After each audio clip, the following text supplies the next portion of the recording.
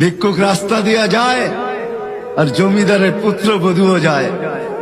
একজন সামনের থেকে আসতেছে, একজন সামনের দিকে যাইতেছে। দুইজনের ক্রসিং এর সময় ভিক্ষুকের গায়ের কাদা জমিদারের পুত্রবধূর গায়ে লেগে গেছে। সে দুনিয়া আন্ধার করে ফেলছে, স্বামীকে ডাইকা নিয়ে আসছে, বলছে ভিক্ষুক আমার কাপড় নষ্ট করে দিছে। সে শুধু ভিক্ষুক ছিল না, বৃদ্ধ ছিল।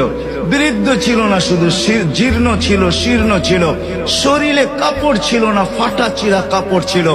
পায়ে জুতা ছিল না, পেটে ভাত ছিল না।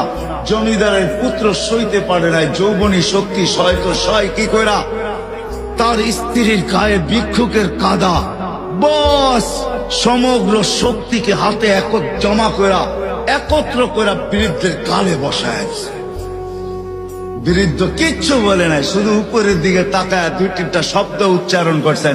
শব্দগুলা হলো ইয়া মাল্লা